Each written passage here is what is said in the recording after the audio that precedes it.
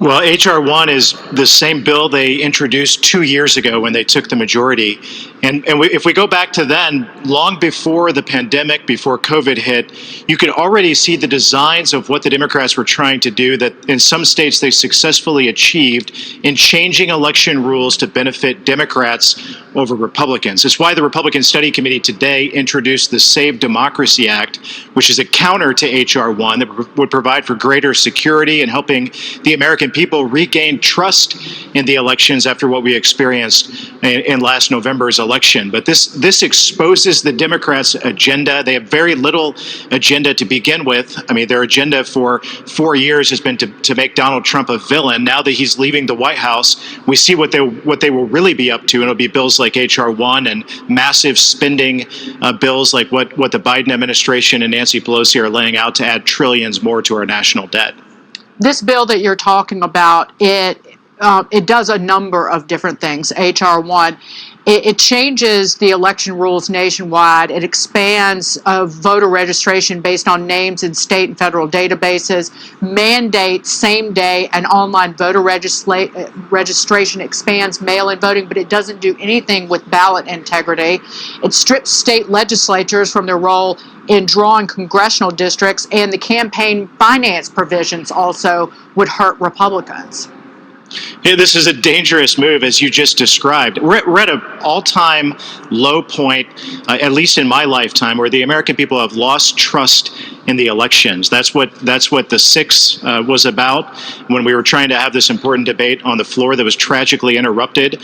And it's what H.R. 1 exposes the Democrats' side of the coin. Republicans are trying to articulate how we can counter this. We want states to continue to be involved and in charge of our elections, but we need greater security to return trust in elections too. And that's why the Republican Study Committee's Save Democracy Act that we introduced today with 30 co-sponsors will go a long way in raising the bar on a number of levels for greater security in our elections to counter what the Democrats are trying to do on their side of the coin.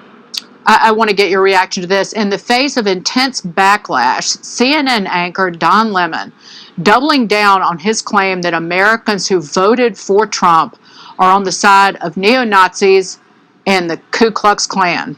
Watch this. They are allowed to their own opinion. It doesn't mean that they're right, but they're allowed to their own opinion. And I believe what I said last night. Those people voted the way you voted and for who you voted for. I'm just saying.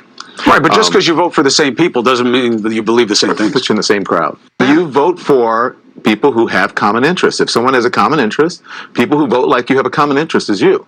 That's just how it is. You don't vote you don't vote for the most liberal person in the world because you're a conservative. You vote for someone who shares your common interest.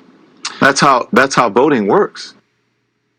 So 74 million people are essentially Klan members, Congressman. Well, I hate to say it, but we're already used to this type of rhetoric from the left, but we better get used to a lot more of it coming in the years ahead. I mean, with Biden taking the White House in less than a week, Democrats controlling both chambers of the Congress, we're going to hear a lot more of this kind of talk. I don't know if you probably heard AOC last night talk about censoring the media. She actually wants to wipe Fox News off of cable television so that we're forced to watch networks and media figures like Don Lemon say despicable things like what you just played on the air. So enough is enough. This is why the American people need to pay attention to what the left is up to. They want to cancel all of us who hold conservative beliefs and views. If we ever supported any part of the Trump agenda or voted for Donald Trump, that's what Don Lemon and the left think of us. And it's a low point in the American political dialogue, but we got to do something more to counter it and do something about it.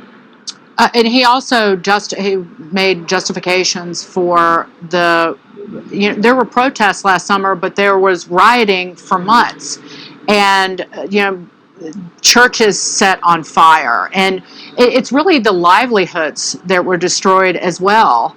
And again, it's memory holing of it and rewriting history. Yeah, the Republicans have been consistent about this. All of us called out the violence over the summer. in big cities all over the country, and every single one of us called out the violence at the Capitol last Wednesday on the 6th as well. So while Democrats have been very inconsistent and hypocritical about these actions too. So this is what we need. We need to get. Hopefully we never get fully used to it, but get used to this type of rhetoric from the left.